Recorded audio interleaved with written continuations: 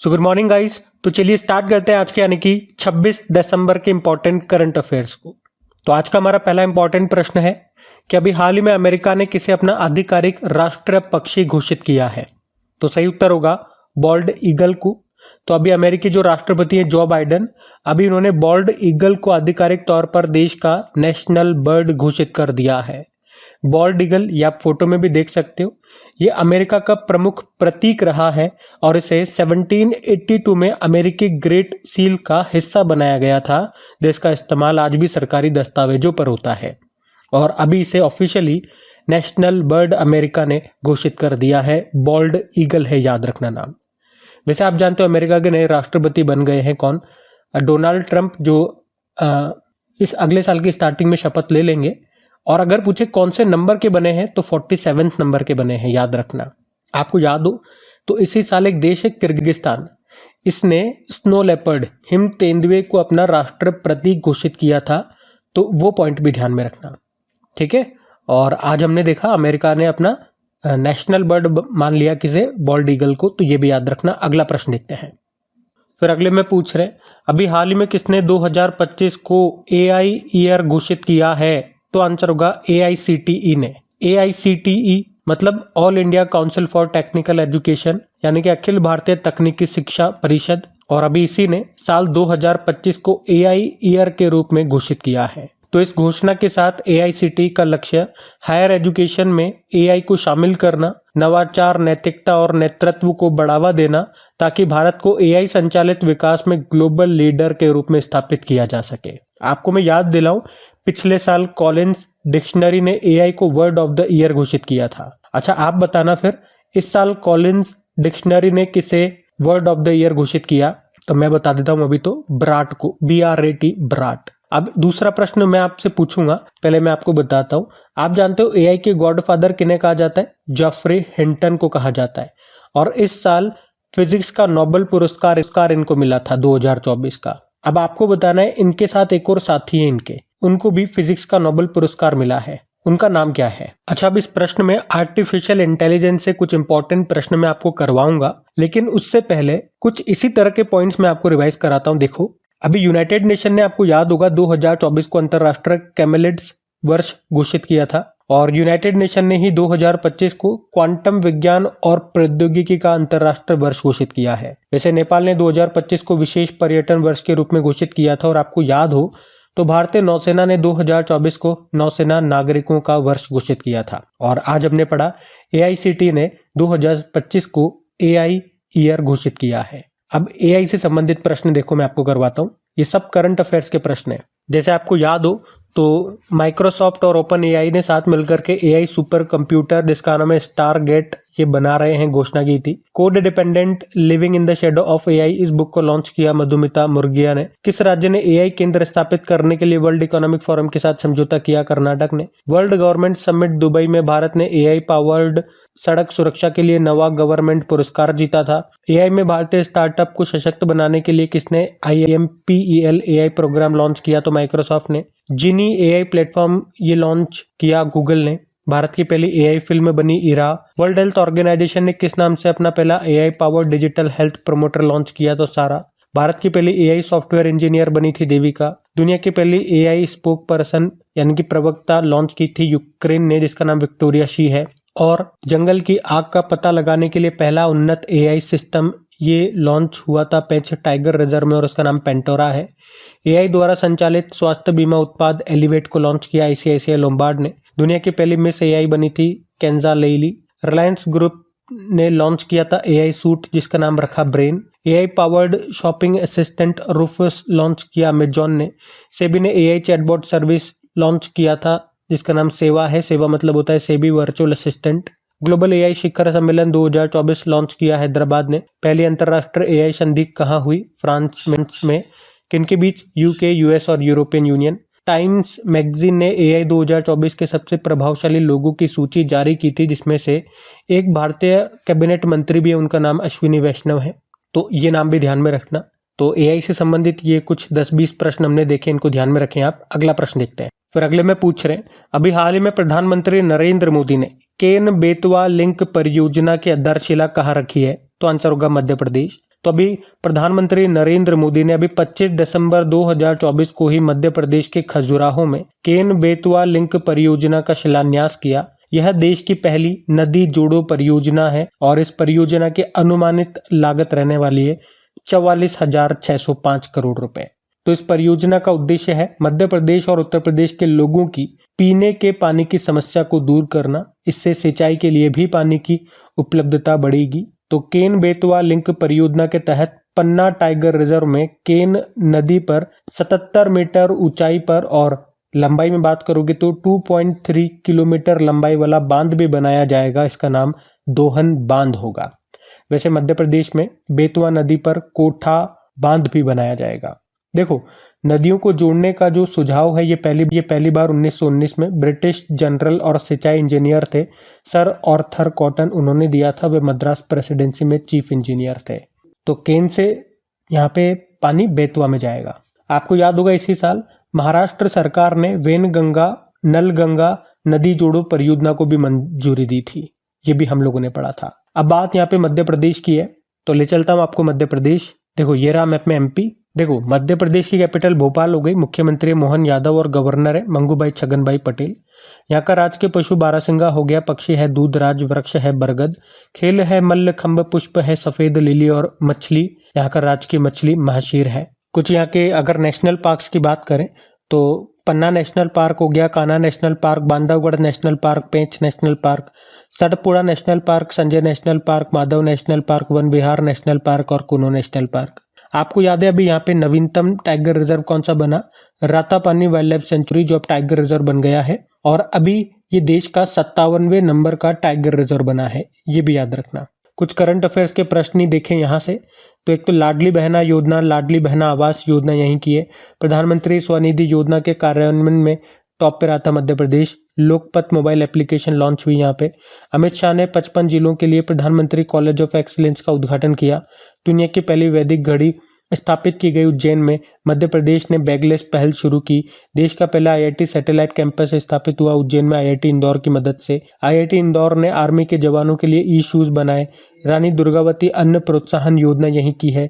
मध्य प्रदेश के ओमकारेश्वर में आदि शंकराचार्य जी की 108 फीट ऊंची प्रतिमा लगाई गई। मुख्यमंत्री कृषक मित्र योजना शुरू हुई। भारत की पहली online gaming academy Madhya Pradesh में खुलेगी। किस राज्य की शिवपुरी जनपद पंचायत में देश की पहली प्रधानमंत्री जन मन कॉलोनी का निर्माण हुआ? तो मध्य प्रदेश। श्री कृष्ण गमन पथ बनाए राजस्थान और मध्य प्रदेश मिलकर के। उसके अलावा ऑनलाइन समन और वारंट जारी करने के नियमों को अधिसूचित करने वाला पहला राज्य मध्य प्रदेश है। वेटलैंड समिट 2024 हुई थी इंदौर में और लोकपत एप्लीकेशन देख लिया हमने। अभी लता मंगेशकर पुरस्कार 2023 दिया गया केएस चित्रा को और 2022 का दिया गया उत्तम सिंह को। उसके अलावा शिवपुरी जनपद पंचायत में देश की पहली प्रधानमंत्री जनमन कॉलोनी का निर्माण हुआ। ये प्रश्न भी हमने पीछे देख लिया। और किशोरियों को सैनिटरी नैपकिन खरीदने के लिए नगद राशि देने वाला पहला राज्य बना मध्य प्रदेश। और कितने रुपए देगा? साल में 300 रुपये। मनु भाकर शूटिंग रेंज का उद्घाटन हुआ ग्वालियर में। वृंदावन ग्राम योजना और गीता भवन परियोजना शुरू हुई। देश का पहला दिव्यांग पार्क कहाँ पे स्थापित किया गया? मध्य प्रदेश के होशंगाबाद में। और पीएम मोदी ने देश के पहले हाईटेक स्पोर्ट्स ट्रेनिंग सेंटर का भी उद्घाटन किया मध्य प्रदेश के ग्वालियर में। ग्वालियर को यूनेस्को का संगीत के शहर के रूप में चुना गया। और सांची ये देश की पहले सोलर सिटी आप जानते हो। बायो सीएनजी संयंत्र प्लांट वाली भारत की पहली आधुनिक गौशाला लाल टिप्पारा गौशाला बनी, जिसका उद्घाटन किया ग्वालियर में। और मध्य प्रदेश सरकार के द्वारा किसे किशोर कुमार सम्मान 2023 मिला? राजकुमार हिरानी। मिस इंडिया 2024 का खिताब निकिता पोरवाल ने जीता, उज्जैन से है। मध्य प्रदेश कैबिनेट ने राज्य सेवाओं में महिलाओं के लिए कितने प्रतिशत नौकरी आरक्षण को मंजूरी दे दी? तो आंसर होगा 35%। तो ये सब ध्यान में रखना। अगला प्रश्न देखते हैं। फिर अगले में पूछ रहे हैं कि अभी हाल ही में उत्तराखंड हाईकोर्ट के नए चीफ जस्टिस कौन बने? तो आंसर होगा नरेंद्र जी। तो अभी राष्ट्रपति द्रौपदी मुर्मू जी ने न्यायमूर्ति नरेंद्र जी को उत्तराखंड हाईकोर्ट का नया चीफ जस्टिस नियुक्त किया है। नरेंद्र जी ये अभी तक आंध्र प्रदेश हाईकोर्ट के न्यायाधीश थे, जो अब उत्तराखंड हाईकोर्ट के नए चीफ जस्टिस बन गए हैं। और आपको याद हो तो अभी कल ही हम लोगों ने पढ़ा था हिमाचल प्रदेश हाईकोर्ट के नए चीफ जस्टिस कौन बन गए? गुरमीत सिंह संधावालिया। अच्छा, यहाँ पे पहले मैं आपको क्या कराता हूँ, अभी इसी साल कुछ राज्यों में या यूं कहूँ कि कुछ हाईकोर्ट्स में नए चीफ जस्टिस बने थे, वो अपॉइंटमेंट मैं आपको करा देता हूँ। फिर हाईकोर्ट से ही संबंधित कुछ और प्रश्न मैं आपको कराऊंगा। जैसे कि देखो, अभी झारखंड हाईकोर्ट के नए चीफ जस्टिस बने थे MS रामचंद्र राव, दिल्ली हाईकोर्ट के बने मनमोहन, मध्य प्रदेश हाईकोर्ट में सुरेश कुमार केत बने, जम्मू कश्मीर लद्दाख हाईकोर्ट में ताशी रबस्तान बने, मेघालय हाईकोर्ट में इंद्र प्रसन्ना मुखर्जी, मद्रास हाईकोर्ट में KR श्रीराम, केरल हाईकोर्ट में नितिन मधुकर जामदार बने। उसके अलावा 2 अभी हमने और देख लिए, उत्तराखंड और हिमाचल प्रदेश वाले, वो भी याद रखना। अच्छा, पहले तो ये बताओ कि हाईकोर्ट के चीफ जस्टिस को शपथ कौन दिलाते हैं? कल ही हम लोगों ने पढ़ा था, उस राज्य के जो गवर्नर होंगे वो, और नियुक्ति करते हैं प्रेसिडेंट। किस आर्टिकल के तहत? आर्टिकल 217, ये हम कल पढ़ चुके हैं। अगर आपसे पूछे कि हाईकोर्ट में पहली महिला जज कौन रही है, तो अन्ना चांडी आंसर होगा, केरल हाईकोर्ट से थी। और हाईकोर्ट में पहली महिला चीफ जस्टिस कौन रह चुकी है, तो लीला सेठ आंसर होगा, वो हिमाचल प्रदेश हाईकोर्ट में थी। अच्छा, हाईकोर्ट किस अनुच्छेद के द्वारा रिट जारी करता है? आर्टिकल 226। और अगर पूछे कि हाईकोर्ट किस अनुच्छेद के द्वारा एक अभिलेख न्यायालय है? आर्टिकल 215। आपको पता है देश का सबसे बड़ा हाईकोर्ट परिसर ये बना रांची झारखंड में, और क्षेत्रीय भाषा मलयालम में फैसला प्रकाशित करने वाला पहला हाईकोर्ट बना था केरल हाईकोर्ट। अभी मासिक धर्म अवकाश नीति शुरू करने वाला देश का पहला हाईकोर्ट बना था सिक्किम हाईकोर्ट। और नेगोशिएबल इंस्ट्रूमेंट एक्ट के लिए देश का पहला हाईकोर्ट ये कहाँ पे शुरू हुआ? केरल के कोल्लम में। वैसे हाईकोर्ट में जो चीफ जस्टिस होते हैं उनके रिटायरमेंट एज होती है 62 ईयर, और सुप्रीम कोर्ट की चीफ जस्टिस की होती है 65 ईयर। ये याद रखना, ये वाला प्रश्न एग्जाम में आ भी चुका है, मैं आपको शो भी करता हूँ, आप देख सकते हैं एग्जाम में पूछा गया प्रश्न ये, ठीक है, तो ध्यान रखना। और वैसे अभी भारत में टोटल कितने हाईकोर्ट हैं? तो 25 है। 25वां नवीनतम कौन सा है? अमरावती हाईकोर्ट है। और हाईकोर्ट के बारे में संविधान के किस अनुच्छेद में वर्णित है? आर्टिकल 214 से लेकर 231 तक। तो ये सब बातें ध्यान में रखना। अगला प्रश्न देखते हैं। फिर अगले में पूछ रहे हैं, अभी हाल ही में सुशासन दिवस कब मनाया गया? तो आंसर होगा 25 दिसंबर को। तो हर साल 25 दिसंबर को हमारे जो पूर्व प्रधानमंत्री थे अटल बिहारी वाजपेयी, उनकी जयंती पर गुड गवर्नेंस डे यानी कि सुशासन दिवस के रूप में मनाया जाता है। और इस साल भारत के जो 10वें प्रधानमंत्री थे अटल बिहारी जी, उनकी 100वीं जयंती मनाई जा रही है। सुशासन दिवस की शुरुआत 2014 में की गई थी। अटल जी का जन्म 25 दिसंबर 1924 में हुआ था ग्वालियर में, और वे 3 बार भारत के प्रधानमंत्री रहे थे। सबसे पहले 1996 में रहे थे, केवल 13 दिनों के लिए। फिर दूसरी बार 1998 में बने थे, और 1998-1999 के बीच में ये 13 महीनों के लिए बने थे। और फिर 1999 से लेके 2004 तक, मतलब इनका पूर्ण कार्यकाल फुल टर्म के लिए बने थे। और कह सकते हुए पहले नॉन कांग्रेस प्रधानमंत्री बने जो फुल टर्म प्रधानमंत्री रहे थे, मतलब पूरे कार्यकाल के लिए वो प्रधानमंत्री रहे। भारत रत्न, भारत का सर्वोच्च सम्मान इनको मिल चुका है। कब? 2015 में। और वे भारत के पहले विदेश मंत्री थे जिन्होंने संयुक्त राष्ट्र में हिंदी में भाषण दिया था। और आपको याद हो तो हिमाचल प्रदेश के रोहतांग सुरंग का नाम, रोहतांग टनल का नाम इन्हीं के नाम पे रखा था, अटल टनल, जिसकी लंबाई है 9.02 किलोमीटर। और इन्हीं के नाम पे लखनऊ में जो एकना स्टेडियम है उसका नाम अटल जी के नाम पे रखा गया था। तो ये पॉइंट्स भी ध्यान रखना। वैसे अभी 2-3 दिन से लगातार दिसंबर के सारे इंपॉर्टेंट डेज में आपको रिवाइज करा रहा हूँ, ठीक है। तो आज हम रिवाइज नहीं करते, आज ये आप ध्यान में रखना। हम अगले प्रश्न की ओर बढ़ते हैं। फिर अगले में बोल रहे हैं कि अभी 30 दिसंबर 2024 को इसरो ये किस रॉकेट से स्पेडेक्स मिशन लॉन्च करेगा? तो आंसर होगा PSLV C60। तो अभी इसरो ने घोषणा की है कि 30 दिसंबर 2024 को ये श्रीहरिकोटा से स्पेडेक्स मिशन लॉन्च करेगा। ये मिशन PSLV C60 रॉकेट से लॉन्च किया जाएगा। स्पेडेक्स मिशन की बात करें तो इसका मुख्य उद्देश्य है 2 छोटे स्पेस क्राफ्ट जिनके नाम है SDX-01 और SDX-02, इनको पृथ्वी की निचली कक्षा में एक दूसरे से जोड़ना, साथ ही डॉकिंग और अनडॉकिंग के लिए आवश्यक नई टेक्नोलॉजी का विकास करना और उसका परीक्षण करना। देखो, डॉकिंग अनडॉकिंग क्या है? तो ये अंतरिक्ष यान की एक प्रक्रिया होती है, एक प्रोसेस होती है जिसमें 2 या 2 से अधिक स्पेस शिप को एक दूसरे से जोड़ते हैं और फिर अलग करते हैं। तो सिंपल सा याद रखो आप एक लाइन में कि इसरो किस रॉकेट से स्पेडेक्स मिशन लॉन्च करेगा? PSLV C60। इससे पहले PSLV C59 से आपको याद होगा इसरो ने यूरोपियन स्पेस एजेंसी के प्रोबा 3 मिशन को लॉन्च किया था, अभी शायद पिछले महीने ही हमने पढ़ा था। चलो, इसरो के कुछ इंपॉर्टेंट जो लॉन्चिंग है वो मैं आपको बताता हूँ, किस रॉकेट से क्या लॉन्च किया और इसरो के बारे में भी जानते हैं। पहले इसरो की बात करें, इंडियन स्पेस रिसर्च ऑर्गेनाइजेशन स्थापना होती है 1969 में। हेडक्वार्टर बंगलुरु में है, चेयरमैन है एस सोमनाथन। और इसरो का मोटो होता है space technology is in service of human kind. अब देखो ये लिस्ट जो मैं आपको बता रहा हूँ, जैसे कि अगर पूछे NVS-01 सैटेलाइट को किसने लॉन्च किया था, इसरो ने ही इसरो के GSLV F-12 रॉकेट से लॉन्च किया था। और अर्थ ऑब्जर्वेटरी सैटेलाइट 07, जानुस 01 और आजादी सेट 2 इसको लॉन्च किया था SSLV D2 से। ये भारत का सबसे छोटा रॉकेट है। उसके अलावा INS-2B सैटेलाइट ये भूटान का है, इसको लॉन्च किया था PSLV C-54 रॉकेट से। और सिंगापुर का सैटेलाइट टेलियोस 2 इसको PSLV C-55 से लॉन्च किया था। ये प्रश्न एग्जाम में आया था। DSSAR सैटेलाइट ये भी सिंगापुर का है, इसको PSLV C-56 से लॉन्च किया था। हमारा जो भारत का पहला सूर्य मिशन है आदित्य L1, उसको हमने PSLV C-57 से लॉन्च किया। और एक्सपोसेट को लॉन्च किया था PSLV C-58 से। और PSLV C-59 वाला मैंने आपको बता दिया, प्रोबा 3 मिशन लॉन्च किया था। और आज हमने PSLV C-60 वाला भी देख लिया। बाकी इनसेट 3DS उपग्रह, इसे हमने GSLV F-14 से लॉन्च किया। और अर्थ ऑब्जर्वेटरी सैटेलाइट 08 को हमने SSLV D3 से लॉन्च किया था। और हम ये नेपाल का एक मुनाल उपग्रह है, इसको भी लॉन्च करेंगे। तो ये सब पॉइंट्स भी ध्यान में रखना। अगला प्रश्न देखते हैं। फिर अगले में पूछ रहे हैं, अभी ICC under 19 women's T20 world cup 2025 का आयोजन किस देश में किया जाएगा? तो आंसर होगा मलेशिया में। तो यहाँ पे हम बात कर रहे हैं ICC under 19 women's T20 world cup 2025 की। कहाँ पर होगा? ये मलेशिया में होगा। और ये दूसरा एडिशन है, याद रखना, जो 18 जनवरी से लेकर 2 फरवरी 2025 तक चलेगा।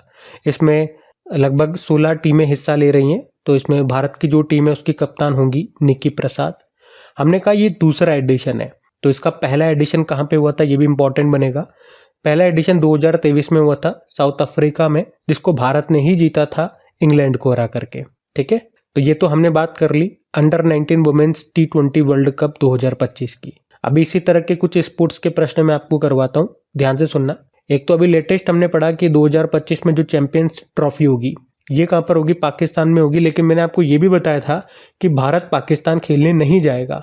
तो फिर भारत और पाकिस्तान के जो भी मैचेस होंगे ना, वो अलग स्थान पे कराए जाएंगे। और कहाँ पे होंगे? वो दुबई UAE में होंगे, ये ध्यान रखना। उसके अलावा पहली women's under 19 T20 Asia cup का भी आयोजन हुआ था मलेशिया में। उसको भारत ने जीता, बांग्लादेश को हराया। अभी 2-4 दिन पहले ही पड़ा। उसके अलावा international shooting sports federation junior world cup 2025, इसे भारत होस्ट करेगा। पैरा एथलेटिक्स वर्ल्ड चैंपियनशिप 2025 को भी भारत होस्ट करेगा, नई दिल्ली में होंगे। और हमने ये भी पढ़ा था ICC महिला T20 वर्ल्ड कप जो 2028 वाले होंगे, वो भी पाकिस्तान में होंगे। उसके अलावा इंटर कॉन्टिनेंटल कप जो कि एक फुटबॉल कप है, 2024 का जो हुआ रियल मैड्रिड ने जीता। 38 नंबर के नेशनल गेम्स होंगे अगले साल उत्तराखंड में।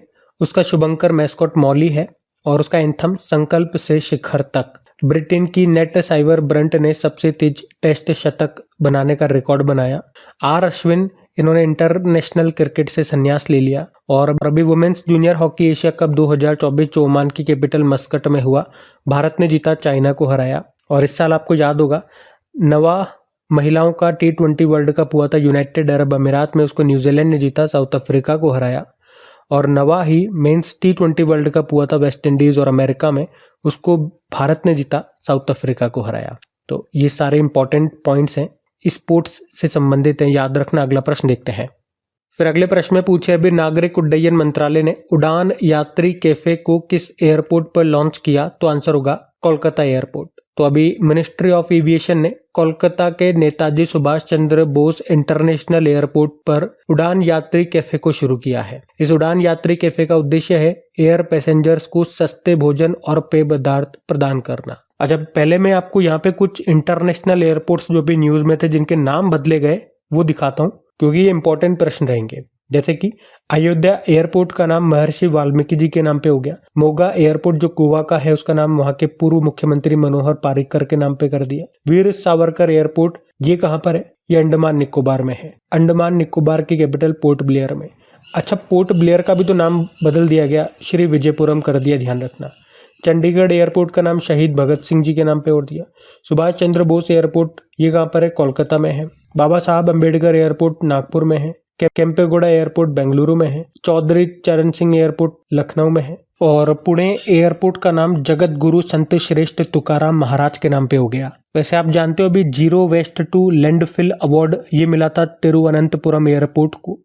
अभी विंग्स इंडिया अवार्ड 2024 में केम्पेगुड़ा एयरपोर्ट और इंदिरा गांधी इंटरनेशनल एयरपोर्ट को वर्ष का सर्वश्रेष्ठ हवाई अड्डा का पुरस्कार मिला था। और इंडिया ट्रेवल अवार्ड्स में बेस्ट एयरपोर्ट का अवार्ड मिला था राजीव गांधी इंटरनेशनल एयरपोर्ट को, जो हैदराबाद में है। और स्काई ट्रैक्स इसने टॉप एयरलाइन चुना था कतर एयरवेज को, और जो भारत की विस्तारा एयरलाइन है वो इसमें 16वें स्थान पे रही थी। उत्तर प्रदेश की पहली एयरलाइन कौन सी है? शंख एयरलाइन बन गई। और भारत के पहले self powered indoor air quality monitor का अनावरण किया गया था तिरुवनंतपुरम इंटरनेशनल एयरपोर्ट में ही, और उसका नाम रखा था पवन चित्रा। तो ये भी ध्यान में रखना। अगला प्रश्न देखते हैं।